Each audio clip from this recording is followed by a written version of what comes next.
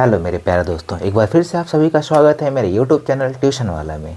मैं लेकर के आया हूँ आपके लिए बहुत ही बेहतरीन सी सीरीज। जैसा कि आपको पता है कि इस समय मैं पढ़ा रहा हूँ आपको टेंस, और मैंने वादा किया था कि आपको मैं जीरो से स्टार्ट करूँगा और इसको लेकर के अंत तक पहुँचूँगा, और ए टू जेड टेंस के अंदर जितनी भी चीज़ें आती हैं मैं वो सारी चीज़ें आपको बताऊंगा। तो बने रहिए मेरी पूरी वीडियो में। और मैं आज कंटिन्यू करने वाला हूँ प्रेजेंट परफेक्ट टेंस के इंट्रोगेटिव सेंटेंस को। तो आइए हम समझाते हैं कि प्रेजेंट परफेक्ट टेंस का इंट्रोगेटिव सेंटेंस आखिर कैसे बनेगा और उसको हम हिंदी से इंग्लिश में ट्रांसलेट कैसे करेंगे। तो मेरे साथियों, ये हमारा हो गया इंट्रोगेटिव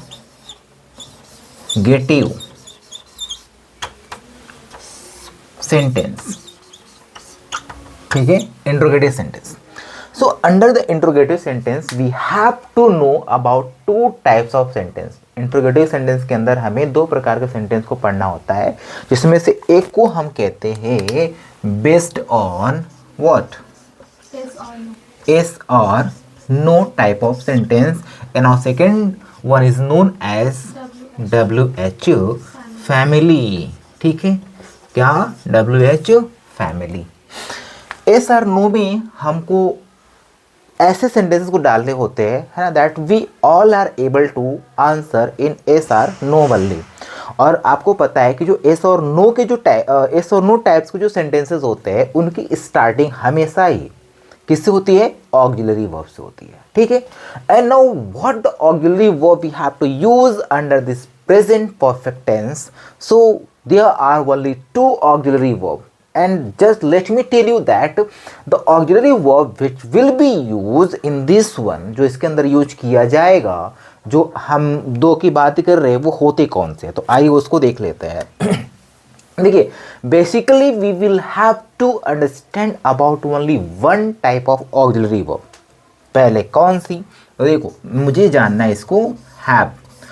अब हैव जो है, I thought that have considered as a form of main verb and considered as a form of helping verb। समझ में आया? ठीक है, तो देखो, अगर हम इसको मेन वर्ब के रूप में यूज करते हैं ना, तो इसके कई फॉर्म्स निकल के आते हैं। The first form of this have is have itself, है ना। हैव का फर्स्ट फॉर्म हैव खुद ही होता है। समझ में आ रहा है ना। And what is the second form of has? Have, the had is the second form of have. अब इसको हम देखें थर्ड फॉर्म में, तो again had is the third form of have, and now the fourth form of this one, then having. Having is the fourth form of have, and after that we have. अब देखो, इसके अंदर जब हम have में S add करेंगे तो हमारा बनेगा हैज। क्या बनेगा? हैज बनेगा। ठीक है, जब हम हैव में एस यूज करेंगे तो ये क्या बनेगा? ये बनेगा हैज। क्लियर हो रहा है? ठीक है, कोई भी डाउट हो आप कमेंट बॉक्स में कमेंट करिए, मैं आपको क्लियर करूंगा। तो ये हमारे हेल्पिंग वर्ब है, that what we have to use under this. And now yesterday I taught, because with the previous video where I taught you about positive, about negative sentences, तो मैंने उसमें बताया था कि जो हैज़ होता है वो किसके किसके साथ लगाते हैं, और हैव किसके किसके साथ लगाते हैं। देखिए, बहुत सिंपल सी बात है कि जो हमारा ये हैज़ है ना, ये यूज होगा ही के साथ, ये यूज होगा शी के साथ, इसे यूज करेंगे इट के साथ, और इसको यूज करेंगे किसी के नेम के साथ। ठीक है, किसी के नेम के साथ। सो मेरे दोस्तों, आप ध्यान दें कि जो मैंने यहाँ पे मेंशन किया है, ही, शी, इट, नेम, इनके अलावा बाकियों के साथ हमें क्या लगाना है? हैव लगाना है। क्लियर हुआ?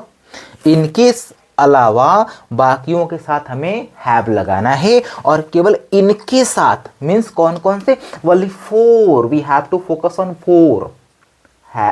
ही, शी, इट, और किसी पर्सन का नेम है तो उसके साथ आपको हैज लगाना है, और इनके अलावा सभी के साथ आपको हैव लगाना है।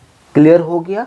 चलो आओ आगे देखते हैं। अब तो इसके अंदर हमने देखा कि there are two types of interrogative sentence, दो प्रकार के होंगे. The one है ना, means we all are able to answer in yes or no only, तो ये हमारा फर्स्ट टाइप का हो गया. एंड सेकेंड टाइप का that we are not able to answer in yes and no, we have to give a full description, उसका हमें पूरा डिस्क्रिप्शन देना पड़ेगा. If you want to know that means where I had gone, so we cannot say yes or no only, हम केवल ये नहीं बोलेंगे.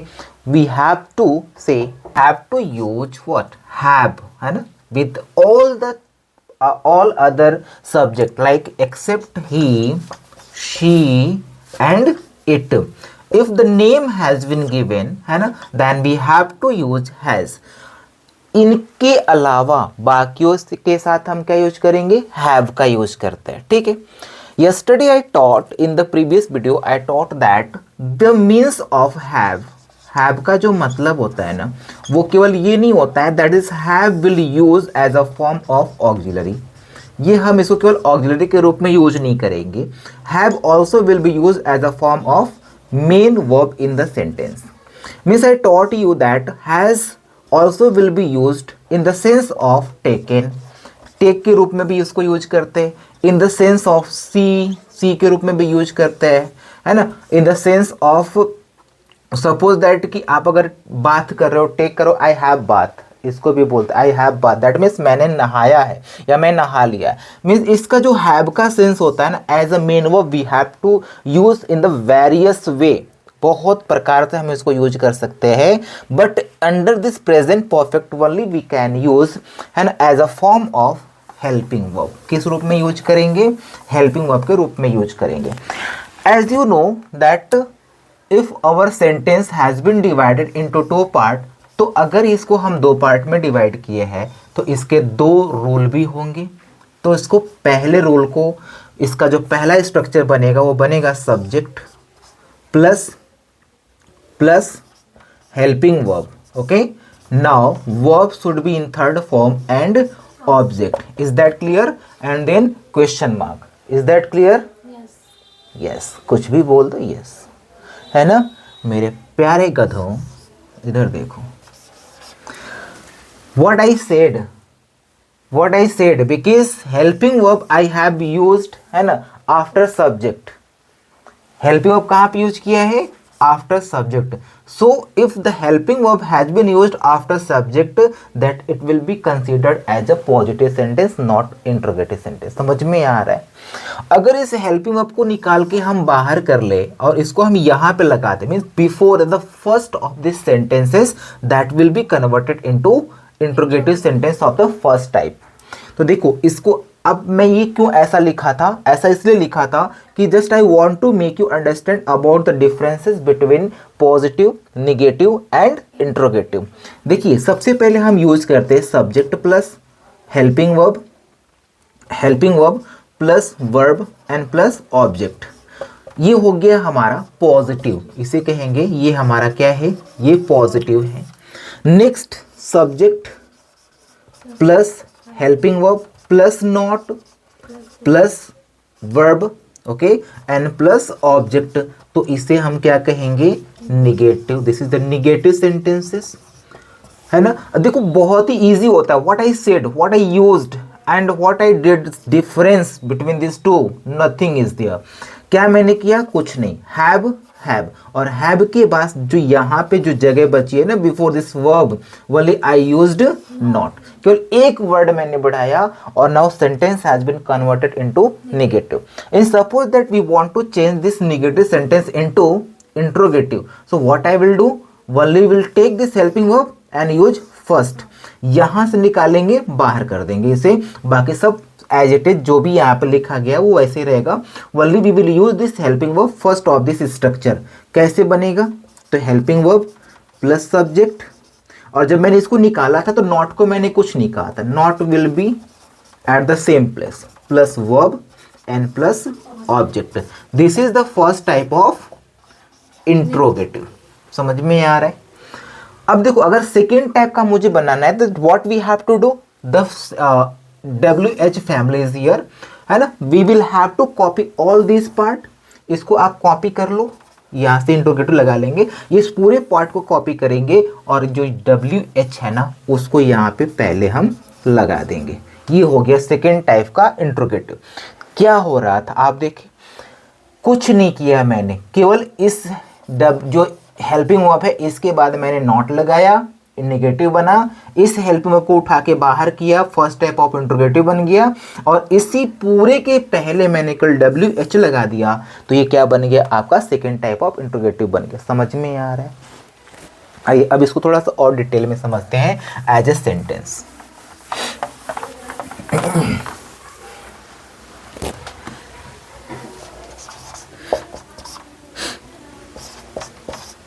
मैंने खाना खा लिया था। Tell me that from where I have taken this sentence. It is a present perfect tense or some others? Yes, you. ये प्रेजेंट परफेक्ट टेंस है या कुछ और टेंस है?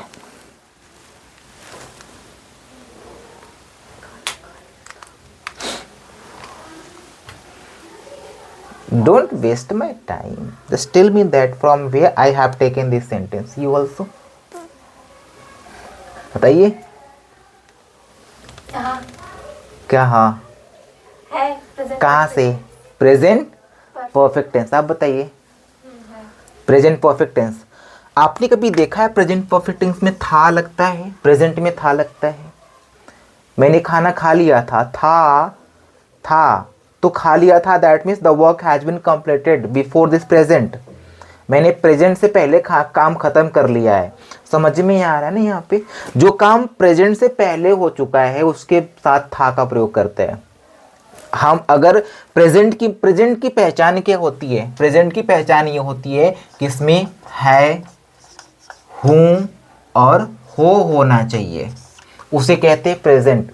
यहाँ पे क्या है? था, थे, थी। देखिए तीन चीजों समझिए, अगर है, हूं, हो है तो प्रेजेंट है, था, थे, थी है तो पास्ट है, गागेगी है तो फ्यूचर है। But in this sentence I have used था दैट मीन्स था means past and past, and the work has been completed. If the work has been completed will considered as a form of perfect, तो हमें उसे क्या कहेंगे? Perfect कहेंगे। तो काम कंप्लीट हो गया है तो क्या हो गया? परफेक्ट हो गया। किसका? पास्ट का। और ये क्या बनेगा? पास्ट परफेक्ट टेंस बनेगा। ठीक है, but I am teaching to you present perfect tense, so I think I have used wrong sentence to make you understand. लेकिन इसी को हम थोड़ा सा कन्वर्ट करते हैं कि मैंने आज खाना खा लिया था। आप बताइए, मैंने आज खाना खा लिया था, ये सेंटेंस कहाँ का हो गया? केवल मैं यहां से नहीं चेंज किया, ये सेम वैसे ही पड़ा हुआ है, यहां भी नहीं चेंज किया। Only one word I have used है ना in the mid of this sentence, आज। मैंने आज खाना खा लिया था, मैंने आज काम को कंप्लीट किया है, और सेंटेंस हमारा बन गया कहाँ से? प्रेजेंट परफेक्ट से। आज दैट मीन्स प्रेजेंट, आज किया है तो आज क्या है? आज प्रेजेंट है ना? I taught you that how this today will be present day whether the था, थी, थे has been used in the end of the sentence. कैसे ये बनेगा प्रेजेंट का? तो इसके लिए मैं पढ़ा चुका हूँ, ठीक है, उधर जाके देखिए। तो आइए इसको कैसे ट्रांसलेट करेंगे? मैंने means we have to ask that who is the subject of this sentence. इसका सब्जेक्ट कौन है? So who is the subject of this sentence? Who is the subject that we have to ask कि खाना किसने खाया है, तो आपको आंसर मिलेगा मैंने। I mean to say this is the subject of this sentence. What I did this work, what I did, I ate, मैंने खाया। क्या खाया? तो जो खाना, जो एक्शन था, खाने वाला जो एक्शन है, इसका असर किसके ऊपर पड़ा है? खाने के ऊपर पड़ा। This is the food and food will be object. Why? Because this food has been affected by this action. Action से कौन अफेक्ट हो रहा है? फूड अफेक्ट हो रहा है। ठीक है, so basically what it would be the structure of the first type of sentence. क्या होगा इसका? तो मैंने बताया था कि सबसे पहले अगर आप हेल्पिंग वर्ब को पहले लगा दोगे तो वो बन जाएगा आपका first type of interrogative sentence. समझ में आ रहा है?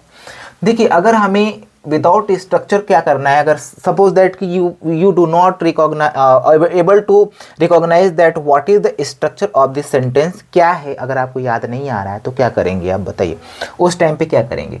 अगर आपको ये समझ में नहीं आ रहा है कि इसका स्ट्रक्चर क्या है, ठीक है, कैसे हमें बनाना है, अगर आपको याद नहीं आ रहा है तो बहुत ही आसान सी ट्रिक है इसकी। आप सब्जेक्ट को फाइंड कर लिए हैं, आप सब्जेक्ट यहाँ पे लिख लीजिए, सॉरी आई, ठीक है, और आई के साथ क्या लगेगा, हैव लगता है, ठीक है, आई के साथ हैव लगता है। अब ये हैव लगाने के बाद आप पीछे से एक एक की जो अंग्रेजी है ना वो बनाते चले आइए, पीछे से बैक साइड से। आपको स्ट्रक्चर नहीं आ रहा है, आपको इतना पता है कि परफेक्ट है तो इसमें दो ही हेल्पिंग वर्ब होते हैं, हैज़ और हैव होते हैं, ठीक है, और मैंने बताया था कि हैज़ किसके साथ लगाते हैं और उनको छोड़ने के बाद बाकियों के साथ हैव लगाएंगे। आई लगा लिया, हैव लगा लिया, अब आप बैक साइड से बनाइए। खा लिया, अब खा लिया का क्या होता है, ईटेन हो गया, ठीक है, आई हैव ईटेन। अब इस ये यहाँ तक हमने कर लिया, अब क्या बचा है, ये वर्ड बचा है, I have eaten what, food. समझ में आया। हाँ, एक चीज़ और यहाँ पर है, टुडे, ठीक है, thank you, today, full stop. In the place of eaten we can use any other things, good, had.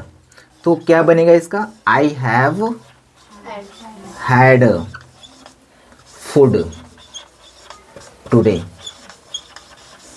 I have had food today.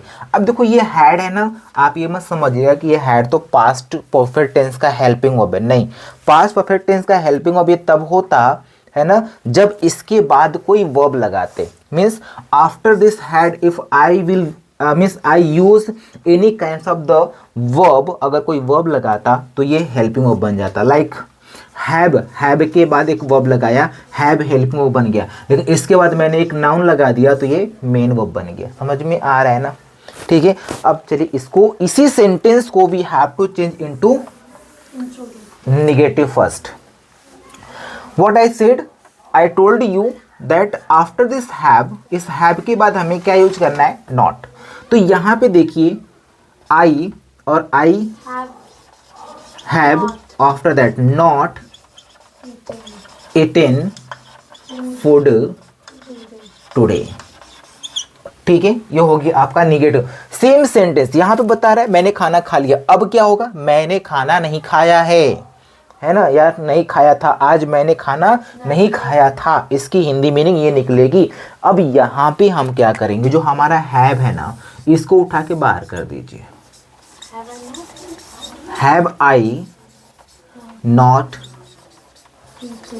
eaten food today, question mark लगेगा। अब इसकी हिंदी मीनिंग क्या आएगी, देखो जो यहाँ पे हैव लगा है ना, तो हैव की हिंदी मीनिंग क्या होगी, क्या मैंने आज खाना नहीं खाया था, ठीक है। Like in this way we have to call this sentence in the Hindi meaning, क्या मैंने खाना नहीं खाया था, कब, आज। If suppose that we have to change this sentence into second type of interrogative, that we have to tell the reason, इसी के पहले, इसी सेंटेंस के पहले आप y लगा दो, क्या बन गया, second type of interrogative sentence means कि मैंने आज खाना क्यों नहीं खाया था, आज खाना क्यों नहीं खाया था। So it is a very easy है ना concept to understand about how this sentences will be change, okay, कैसे चेंज होंगे, बहुत ही इजी कंसेप्ट है ना, हमें कुछ भी नहीं आता है तो भी हम सीख सकते हैं बहुत आसानी से, ठीक है। शुड आई इरेज दिस,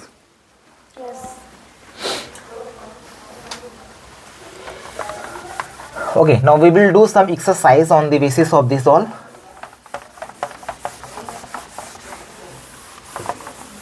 इसके पहले मैं आपके लिए स्ट्रक्चर राइट कर दूं।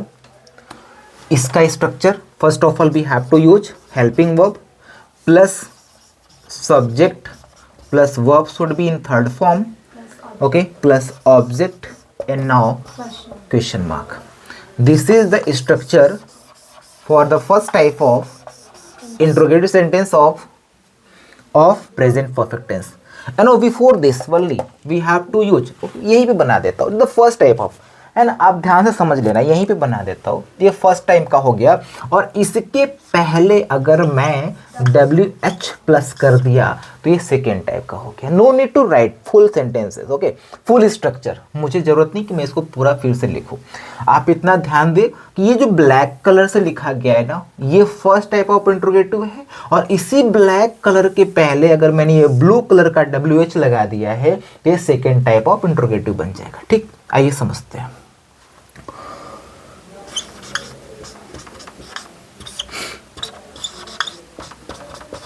कौन कौन से छात्र आगरा ताजमहल देखने नहीं गए थे, गए हैं? कौन कौन से छात्र आगरा ताजमहल देखने नहीं गए हैं? It's the very big sentence, right? You know whether the sentence देखने में आपको बड़ा लग रहा है, लेकिन इसके अंदर से केवल आपको 5, हार्डली 5 मिलते हैं, है ना? नहीं तो वो भी नहीं मिलता है, हार्डली 5 मिलते हैं। कौन कौन से? Subject, verb, object, place, time. ठीक है, इसमें कुल आपको यही मिलने वाला है। सब्जेक्ट के लिए you have to use who, verb के लिए you will talk to who, है ना, he will tell you that who is the main verb of the sentence. एक चीज और भी तरीका मैंने आपको बताया था कि जब भी आपको सेंटेंस मिलता है ना, उस सेंटेंस के लास्ट में चले जाइए, लास्ट में जो भी कार्य होते हुए आपको दिखेगा वही उस सेंटेंस का मेन वर्ब हो जाएगा। तो इस सेंटेंस के लास्ट में क्या हो रहा है? गया। ठीक है, गया, ये जो गए हैं ना, ये इस पूरे वाक्य का एक मेन वर्ब हो गया। ठीक है, जो लास्ट में क्रिया होगी वो इसका मेन वर्ब हो जाएगा। ऑब्जेक्ट के लिए मैंने बोला था आप हु लगाकर क्वेश्चन करिए, आप हुम लगाकर क्वेश्चन करिए। प्लेस के लिए मैंने बोला था आप वेयर लगा के क्वेश्चन करिए और आप वेन लगा के क्वेश्चन करिए। ठीक है, टाइम मिलेगा, प्लेस मिलेगा, ऑब्जेक्ट मिल जाएंगे, वर्ब यहां से पता चल गया, और सब्जेक्ट आप हु लगा लीजिए। अब देखिए इसमें हु कैसे लगाऊंगा। कौन कौन से छात्र आगरा ताजमहल देखने नहीं गए थे? तो यहां पर मैं ये पूछूं कि आगरा ताजमहल देखने कौन नहीं गए थे? तो छात्र नहीं गए थे। ठीक है, I mean to say that the student is the subject of this whole sentence, okay, but students also has been included with this कौन कौन। इस कौन कौन के साथ कौन जुड़ा हुआ है? स्टूडेंट जुड़ा हुआ है। तो ये कौन कौन के साथ स्टूडेंट जुड़ करके क्या बन गया? क्वेश्चन वर्ड बन गया। ये इनके साथ जुड़ के क्वेश्चन वर्ड बन गया। अब सेकंड आपको क्या चाहिए था? वर्ब चाहिए था, जो कि ऑलरेडी आपको यहाँ पे वर्ब मिल रहा है। ठीक है, उसके बाद ऑब्जेक्ट चाहिए था, तो ऑब्जेक्ट इसमें देखिए who, sorry what, not who, what. अगर वॉट लगाने से कुछ मिल रहा है इसमें? नहीं। हुम लगाने से कुछ मिल रहा है? नहीं। इसका मतलब कि इसके अंदर ऑब्जेक्ट नहीं है। आगे बढ़ते हैं। प्लेस, कहाँ नहीं गए थे? आगरा नहीं गए थे। ठीक है, क्या करने नहीं गए थे? तो देखने। क्या चीज देखने नहीं गए थे? तो ताजमहल। ठीक है ना, तो यहां से क्या, अगर हम इस वाले सेंटेंस में देखिए, यहाँ पे थोड़ा सा आपको समझना पड़ेगा, इसमें दो दो वर्क हो रहा है, एक देखने का और एक जाने का। तो ये बताइए कि मेन काम कौन सा है? पहले आप पहुंचेंगे तब तो देखेंगे ना, बिना पहुंचे देखेंगे नहीं। तो मेन काम कौन सा है? पहले पहुंचना। तो मैंने क्या कहा था कि मेन वर्ब भी आपका लास्ट में होगा, और ये सेकंड वर्ब हो गया, और ये सेकंड वर्ब का ऑब्जेक्ट है। फर्स्ट वर्ब का ऑब्जेक्ट कोई नहीं है, सेकंड वर्ड का ऑब्जेक्ट क्या है? ताजमहल। देखने के लिए गया था क्या? तो यहां से आपको ऑब्जेक्ट निकलेगा। मैंने इसके साथ ऑब्जेक्ट क्यों नहीं बताया था? क्योंकि अगर आप इसके साथ ऑब्जेक्ट बताते ना तो आपको इसके बाद ऑब्जेक्ट लगाना पड़ जाता, लेकिन अब ये जो ऑब्जेक्ट है वो इसके लिए है, तो ये वाला ऑब्जेक्ट इसके बाद लगाएंगे। समझ में आ रहा है कि नहीं आ रहा है? ठीक है, अब आपको करना कुछ नहीं है, आपने सब कुछ फाइंड कर लिया, बस इसी के अकॉर्डिंग आप रख दीजिए। आप याद रखना SVOPT, है ना, SVOPT आपको याद रहे ये चीज़ें, तो इसी के अकॉर्डिंग आपको सेंटेंस को फ्रेम कर देना है बस। आइए देखते हैं कैसे बनेगा ये। कौन कौन से की अंग्रेजी क्या होती है बताइए? Who all. हाँ, कौन कौन से के साथ अगर बच्चे जुड़ जाए, कौन कौन से के साथ अगर वस्तुएं जुड़ जाए तो फिर उसकी अंग्रेजी क्या होती है। कौन कौन से पूछा था, मैं कौन कौन नहीं पूछा था, ठीक है, कौन कौन से पूछा है, तो कौन कौन से का मतलब होता है विच ऑफ द, ठीक है। यहां आप लगाएंगे विच of the boys, students, sorry students, student है ना, students, which of the students. अभी स्टूडेंट्स ज़्यादा हैं तो इनके अकॉर्डिंग क्या लगाएंगे, have, which of the student have. अब नहीं गए थे, नहीं के लिए क्या लगाएंगे, not, which of the student have not. और जाना के लिए क्या लगाते हैं, गॉन लगाते हैं। Where for what, to see the Taj Mahal, ठीक है, क्वेश्चन मार्क। समझ में आया।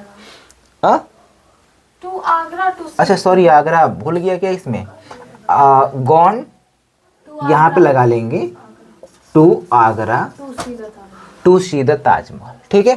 सो which of the students have not gone to Agra to see the Taj Mahal. समझ में आ रहा है। आइए कुछ और देखते हैं।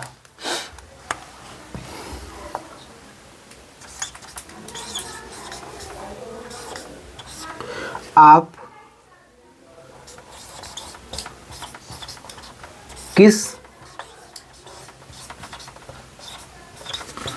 किससे मिल चुके हैं, आप किस से मिल चुके हैं।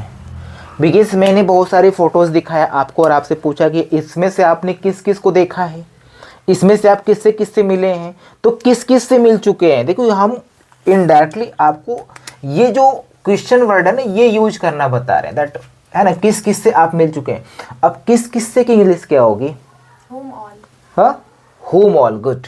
किस से का होता है, किससे का होता है होम, और अगर दो बार किस के आ गया तो हम क्या करेंगे, होम ऑल, है ना। किस से प्यार करूं, टू। आइए देखते हैं, तो किस से का मतलब क्या हो गया, होम ऑल, है ना, होम ऑल। अब होम ऑल के बाद क्या लगाएंगे, हेल्पिंग वर्ब, ठीक है, ऑल हैव। यहाँ पे देखिए क्या लगा हुआ है, WH प्लस हेल्पिंग वर्ब, है ना। Home all have you meet, ठीक है, क्वेश्चन मार्क, है ना। समझ में आ रहा है, ठीक है। It's very easy to understand, बहुत ही आसान है समझना, है ना। तो इंट्रोगेटिव में इससे ज़्यादा कुछ नहीं आता है, ठीक है। अब इसके जो थोड़ा सा और कॉन्सेप्ट्स हैं, थोड़े इससे एडवांस कॉन्सेप्ट है जो कि अक्सर, ये तो आपका जो अभी आप पढ़ रहे हो ये अधिकतर एकेडमिक लेवल पे पूछा जाता है।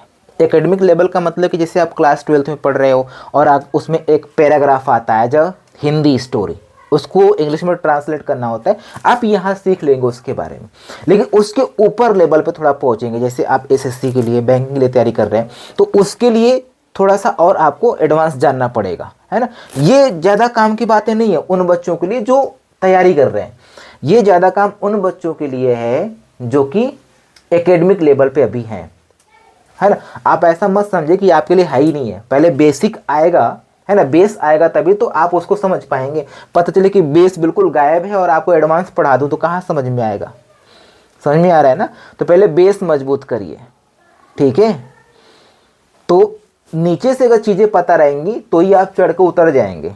पता चल रहा है कि आप चढ़ तो गए हैं, नीचे का डगमगा रहा है, तो कहाँ जाएंगे, नीचे, तो नीचे ही आएंगे। और जब तब नीचे आएंगे तो फिर पता नहीं कि आप हमेशा के लिए ऊपर चले जाएं, ठीक है। तो इससे बेहतर है कि पहले अपना बेस मजबूत करिए। यहाँ से आपका बेस मजबूत हो रहा है। And now tomorrow I will teach you the advance level of this present perfect tense, और आई होप कि कल इसका आखिरी क्लास भी होगी, ठीक है। तो बने रहिए मेरी वीडियो में और वॉच करते रहिए, है ना, वीडियो में भी और वीडियो के बाहर भी, ठीक है। तो मिलते हैं next day, the next level of this present perfect tense, okay. तो तब तक के लिए bye bye, enjoy, we will meet कल।